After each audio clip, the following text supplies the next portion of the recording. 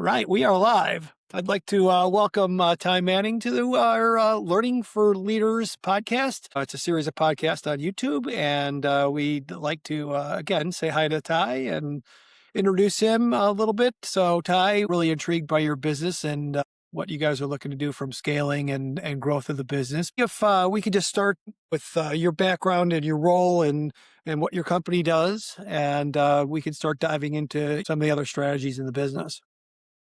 Yeah, so I'm the owner of Restoration One of Northwest Arkansas. We've just entered our ninth year of business, and we do water, fire, mold damage restoration and reconstruction. So I'm a licensed general contractor, and we have spent past 8 years really figuring out what we're doing and getting good at it.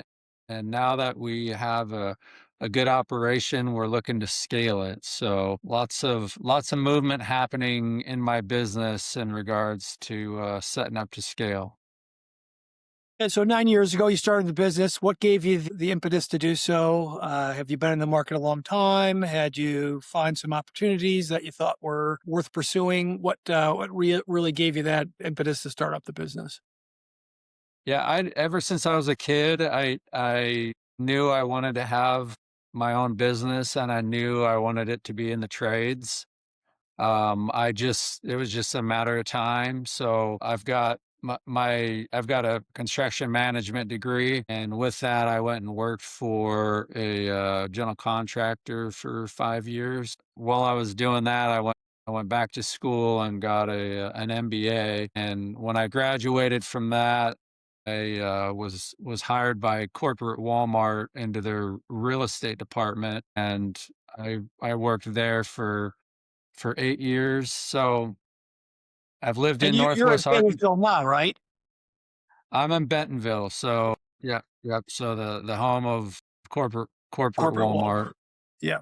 So yeah, we've been here in Northwest Arkansas for 16 years, but yeah, I was born and raised in the West. This is a little different out here, but we love it. My wife and I were raising our family out here, and it's a good place. Yeah, no, absolutely. That's cool. So maybe if you wouldn't mind kind of, providing the audience a little bit of an idea of current trends within your industry with that you're seeing with both the customers as well as competitors. Yeah, so there's a lot of competition in my industry. Since I've started, I mean, I've probably seen 20 different restoration companies start up. Some of them start and fade pretty quickly. Some of them stick around, and I mean, it's a good industry. I think people realize the opportunities in the industry. You have to like doing dirty work though. We crawl around in crawl spaces and attics and suck up sewage water and clean up dead bodies, and so there's nothing glamorous about it, but I don't do it for the glamour, so it doesn't bother me much. So yeah, so increased competition, that's I think a new trend. I'm of the opinion as AI takes hold in our basically in our culture, in our world, and a lot of corporate jobs go by the wayside. I'm guessing there's going to be a lot more competitors in the home services businesses. So I'm kind of preparing for that. Yeah, that's interesting, right? I mean, they talk about the transition between white collar jobs and the trades and where there's at, but there's also from a number of conversations I've had with folks like yourself, there's also the machine learning on the robotic side for doing some of the trade works, right? Whether it's maybe not the skilled trades, but painting and roofing and others that might have applications for robotics. Are you seeing that in any of the things that you guys are doing? I'm not, but that would be fascinating to see. I mean, as you're talking about roofing, in my mind, I'm picturing what that might look like.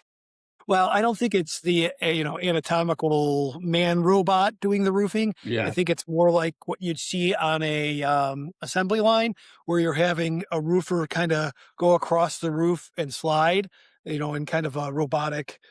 standpoint versus, kind of a humanoid type robot actually, tacking down things and doing things. But Yeah, the I mean, I painters I can are pretty bizarre. yeah. So that would be fascinating. I haven't seen a lot of that. It's coming. I mean, we know it is.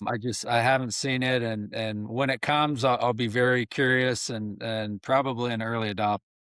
Yeah, right. Well, I love it, and I think that it is the inevitability of kind of what's happening, and the businesses are going to change or get left behind. Right? There's going to be a massive difference between the efficiency of a business that is applying some of the technology and AI and some of the ones that aren't.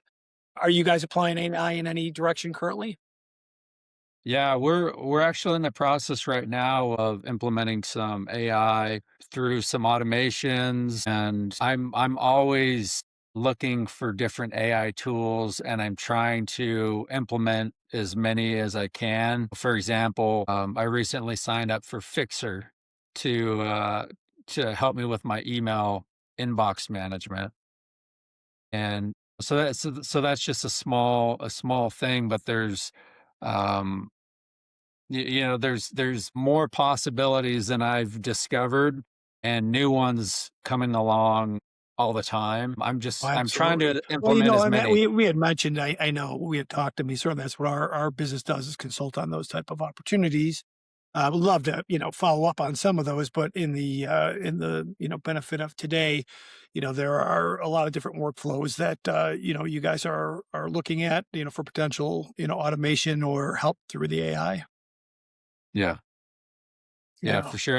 Another one that I'm really excited about is we have AI. So when my guys go out to a job and they leave their daily notes in our CRM, we have an automation that goes in and reads those notes every day, and the AI takes Spot on. those daily notes and creates an email and sends it to the customer and says, "Hey, this is what was done on your house today. This is what to expect for tomorrow. This is what to expect as far as the timeline." And so it's just an easy way for us to communicate better with our customer and to keep them in the loop. Yeah, no, that's great. Have you looked at any like estimators, or do you guys do, any digital marketing or anything at this point? Yeah, we do digital marketing, and I'm really starting to ramp that up. SEO, PPC, LSA, social media. Uh, so we do quite a bit. We do some email marketing as well. Do you guys track results? Do you have dashboards? How do you kind of understand how the Yeah, response rates go? we're kind of building all of that right now. It's only a couple months old that I've been going down this automations AI journey kind of since the beginning of the year. So yeah, it's a work in progress, but I'm kind of blown away by the potential that having somebody who already knows what's out there and how to implement it and build systems around it. I mean, that would be super, super helpful. Absolutely. That's exactly the way we view the market, and, finding it to be, kind of three phased. One, not doing it, what's the kind of consequence, being stagnant in your business to being more efficient, to growing your business and growing it efficiently, right? And using AI and using automation and some other tools in order to, not just eliminate headcount going forward, but make the people whose headcount you have now more efficient versus try to eliminate their headcount, right?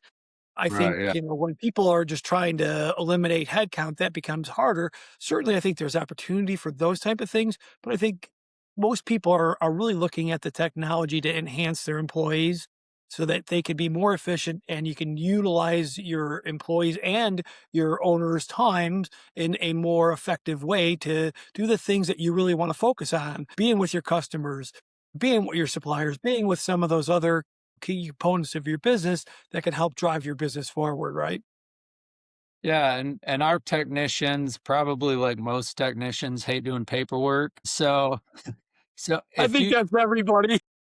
if you can You can use AI and automations to help you do your paperwork. It's a win for everybody, because it takes things off of the plate of your field guys, but it's a win for the customer because they're kept in the loop. So yeah, I mean, at this point, at least at this iteration of AI, for me, yeah, it's not replacing anybody. It's helping us to offer a better service.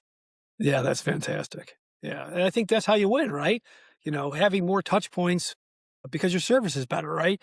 And having more recommendations and referrals from those happy customers is only going to help drive your business and your revenues. Yeah, yeah. So, what are the challenges today for you guys? I mean, do you guys find that is it every day is a new day? What is it? Maybe start with what does your day look like, and then kind of what are you doing to approach challenges, and how is your business reacting to the current challenges in the market? Yeah, so for years I was owner operator. I was involved, heavily in daily operations of the business. And about this time last year, I promoted one of my employees to general manager, and she does an awesome job of running the operation. And that's allowed me to get out of the weeds of the operation and to think more strategically and to think, higher level, to think about AI implementation and how we craft our customer experience. Right now, the big challenge for me is I've got so much going at one time. There's so many ideas I'm wanting to implement, and then on top of that, AI and technology is happening so quickly. Really is. I'm having to pivot and change very, very quickly, and it's I enjoy it. It's hard to have so many things in motion right now, but I think that's just where we have to be to keep up, because pretty soon every business is gonna have AI implemented. Every company is gonna have automations. So getting out ahead. Yeah, yeah. So I don't wanna be left behind. I wanna be on the front edge of that. Yeah.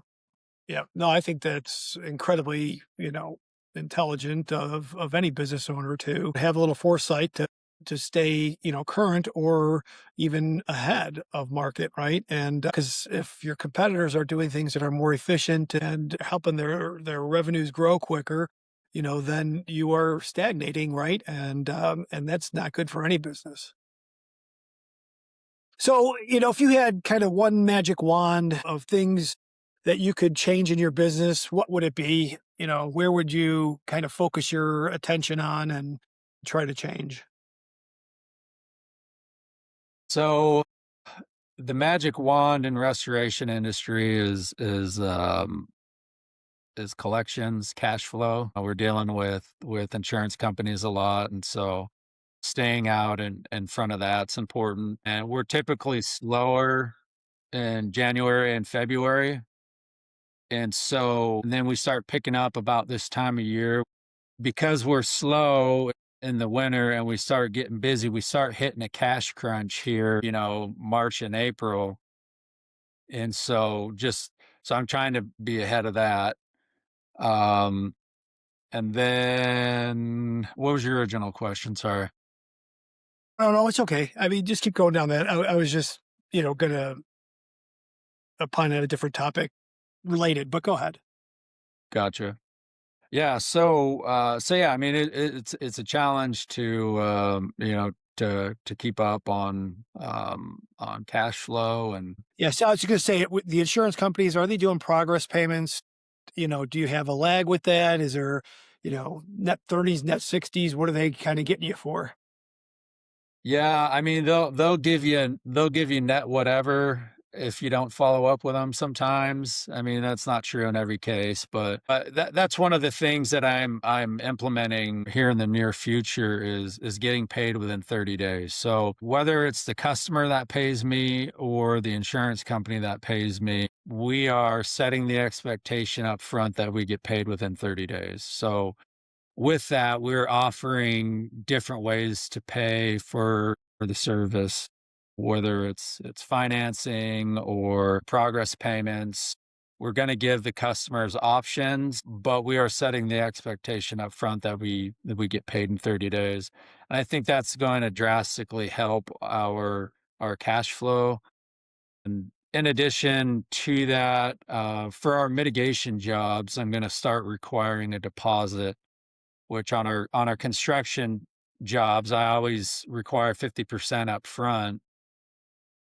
But until up until this point, I haven't done that for mitigation. And so we're going to change that. So I think the combination of setting the expectation that we get paid in 30 days, giving them different options to pay, is going to help our cash flow a lot more. Yeah. No, that's great. I know when we talked last, you had mentioned, wanting to really scale your business. What are kind of your growth plans over the next, I'd say 2 to 3 years? What are you guys looking to do?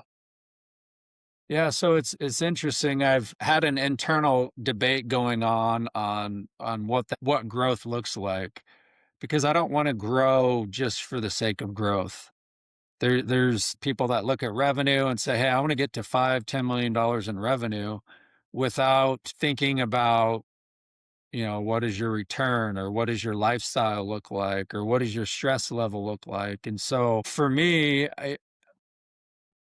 I don't know that number. I think I have an idea. 5 to 10 years from now, I'd love to be a $10 million company, but that's not the goal. That's more of a target. The goal for me is, are we maintaining culture?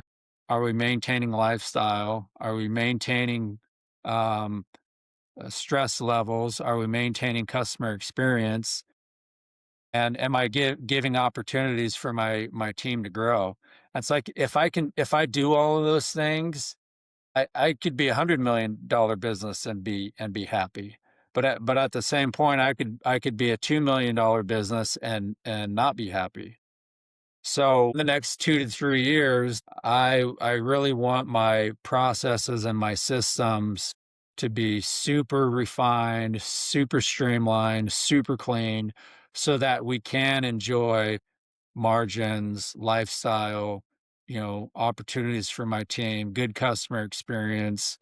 All of that happens when you have good systems and good processes. And so that's my focus. And I think the revenue side will take care of itself if I am able to accomplish these other goals. Yeah, no, look, it's super interesting. And, I think that if you guys, grow with the right culture, it makes the growth better. Certainly, if you ever do acquisitions, having the right culture makes integration of any business easier. But growing profitably, I think you are spot on with that comment, which is, maintaining your margins as you grow. If you're growing just to grow the top line, but you're not growing your margins, you're maintaining your margins minimally, but growing your earnings, then what's the point of the growth, right? It's extra pain and Yeah. suffering. Yeah, and I like the approach of build your business with the intent to sell it. Yeah. Whether you decide to do that or not, Yeah, that's a great point. it is up to you, but it gives you what I think what it forces you to do is it forces you to think long term. It forces you to think strategically. It forces you to think culture and processes and systems. And so down the road, you could say, "Hey, I don't want to sell this thing. It's running itself. It's profitable. It's achieving all of my goals. So, why would I sell it?" Right. But it gives you options when you approach the business from that perspective. So is there any, new opportunities that you guys are focused on that, is outside of kind of the rehab stuff that you guys have done? Are you guys looking to do any other services, any other kind of either new construction or, stuff that is non-rehabbed, and done through the insurance end of this?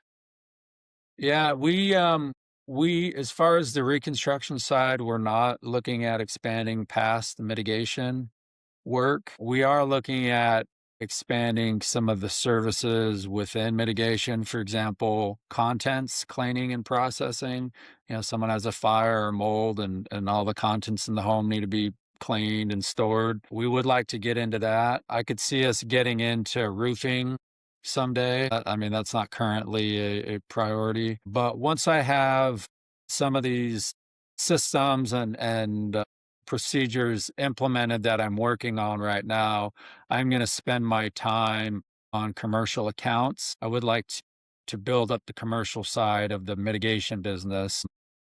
Just because that's my background's in commercial construction, and I worked for Walmart corporate. And so, um, my career has been lived in the commercial side of the business. And so for me, it's a natural fit to do that. That's great. I think the process for scaling, whether it's through products and service offering, through geographic expansion, there are a number of different ways to kind of have you guys thought about expanding geographic? Are you guys just going to stay kind of where you're at? If you did want to, kind of go after, more revenue, et cetera, and you had your systems right, you have the people right, and you really want to go on and get new clients, how do you go about doing that? Yeah, so I recently hired a business development manager. Up until this point in my business, I've relied heavily on digital marketing. I think to grow, you have to have a person dedicated to business development and relationship development in the community. And honestly, I think with the growth of AI too, where everybody's systems and processes are going to be getting better, that relationship is going to become more and more critical. So trying to get ahead of that and trying to grow, having this business development manager all day, every day out there focused on developing relationships in the community, is going to be super important. Now, as far as expanding geographically, so I'm part of a franchise system, and we have to purchase our territory. And at some point, I may consider doing that. I just think there's so much untapped potential in my current territory, that I'm better served right now focusing on my territory and building relationships here, and um, really focusing on this area before I start expanding outwards. Yeah, like it makes sense if you can, as one of my old bosses used to say, if you can't sell to Indiana, why you selling to India, right? I mean, it's in your backyard, it's easier to sell local, right? Yeah. Um, how are you finding, labor and turnover? I mean, I would imagine your business routinely has turnover. How have you guys gone about, labor retention and Yeah. hiring and how does that work for you? Yeah, I mean, we have a really unique culture where we are a second chance employer. And so I purposefully and actively recruit people that are looking for second chances. Nice. A lot of my employees are recovering from substance abuse and are very active in the recovery community. It's interesting because when they work is part of their recovery, it's an extension of their recovery because they're coming to work with other people that are fighting the same battles that they're fighting. And so they hold each other accountable, and they will actually go to meetings together. Um, if they're kind of in a moment of weakness, we've had instances where our guys have called each other just on a personal basis, just said, "Hey, I'm having a hard time right now. I need your help." And they go and they support each other that way. And so our our business has become more than a business in that regard. It's become more personal and more meaningful. And and I actually think that's one of our strategic advantages is the fact that we are a second chance employer, because that allows me to tell all my customers, hey, we're a drug and alcohol free company. You can rely on us 24/7 because on the weekends, guys aren't getting loaded. So my guy that's They're on gonna show call, my up. on Yeah, they're gonna show up.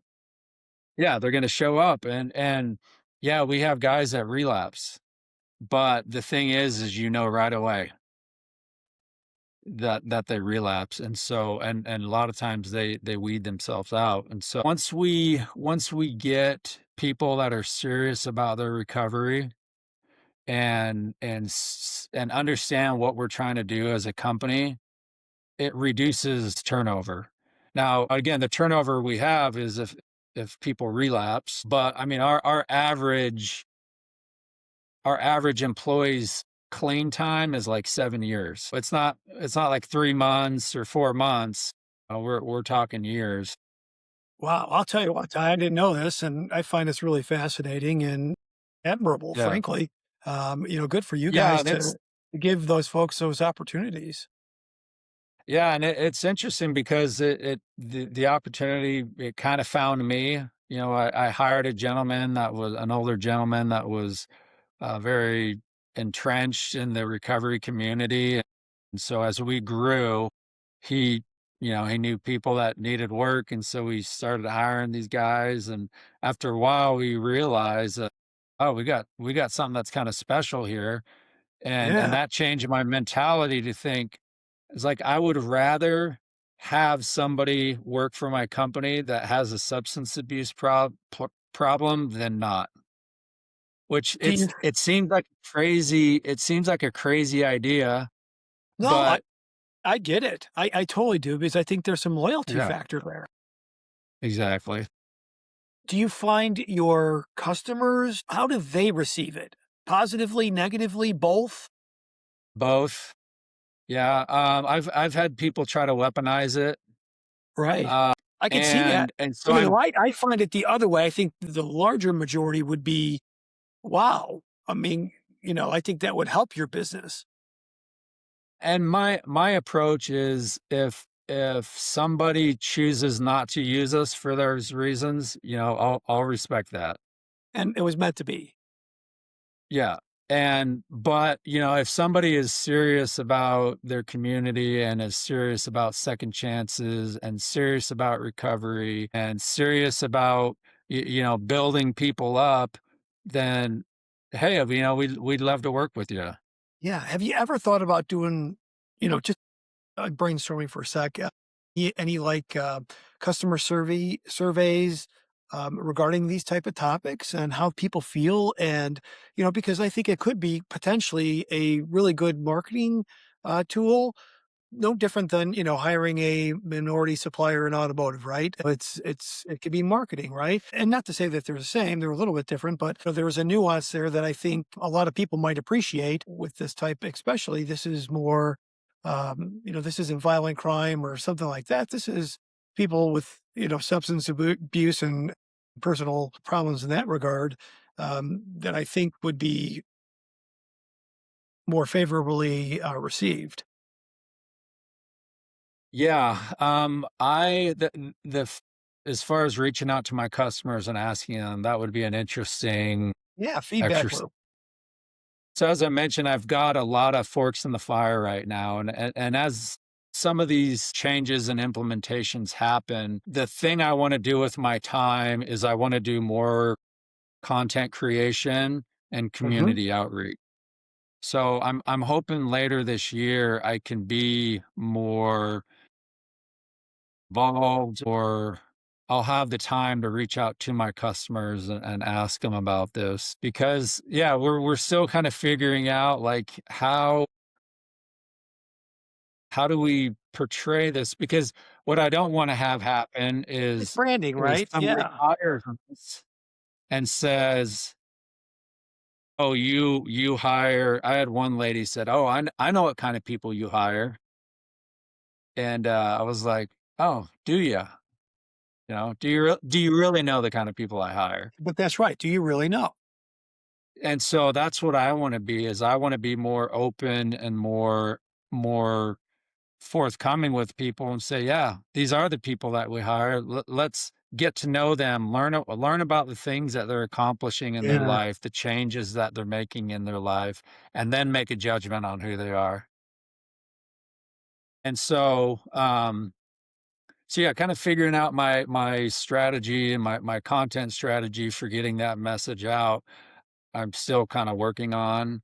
I actually have a podcast that I do. It's called the Good Influencers Podcast, and I interview other people in the community that are having a positive impact. And it allows me the opportunity to hear what other people in the community are doing that builds up the community, but it also allows me the opportunities to build relationships and build bridges. So we're still kind of I feel like I'm still in the early stages of this second chance employer idea, but I want to keep this thing rolling because the people that I have on my team now that I've had for a long time are rock stars, and they're people that wouldn't have gotten a look from other employers. Well, look, and I think you're doing God's work. I think that's amazing. Everybody deserves an opportunity in life, and most of these guys have had so much hard time that they can't figure out how to get that for themselves. But it sounds like when they do with you, that they're, that 7 year window, that's a big window. Yeah, yeah, it's huge.